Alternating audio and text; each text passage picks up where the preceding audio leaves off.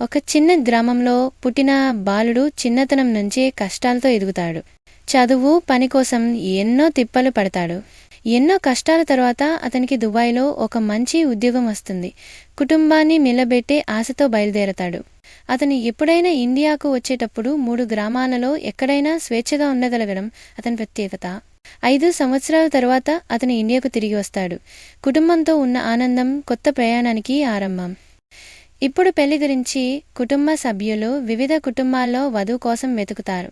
చివరికి అతనికి ఒక మంచి అమ్మాయి దొరుకుతుంది. ఆ అమ్మాయితో అతను పెళ్లి చేసుకుంటాడు. కుటుంబ ఆనందంలో పెళ్లి పెద్దగా జరుగుతుంది. అతను ఏం చేసినా గొప్పగా చేయాలి, తన గురించి అందరూ గొప్పగా చెప్పుకోవాలి అనుకుంటాడు. అతనికి క్యూరియాసిటీ అంతేకాకుండా అన్ని విషయాలు కావాలి అతనికి. అతను తన కలల ఇంటిని కట్టించుకుంటాడు. అప్పటికే అతనికి ఒక కుమారుడు పుడతాడు. అతను తన భార్యతో రోజు ఇంటిని శుభ్రం చేపిస్తూ ఉంటాడు. పాపం, తన భార్య భర్త మాట విని రోజు ఇంటిని శుభ్రం చేస్తూ ఉంటుంది. ఇల్లు కట్టించిన తర్వాత అతను మళ్ళీ పని కోసం దుబాయ్ వెళ్తాడు, కుటుంబాన్ని బాగా చూసుకోవాలనే లక్ష్యంతో. 2 సంవత్సరాల తర్వాత మళ్ళీ ఇండియాకు తిరిగి వస్తాడు. కుటుంబ జీవితం ప్రారంభమవుతుంది.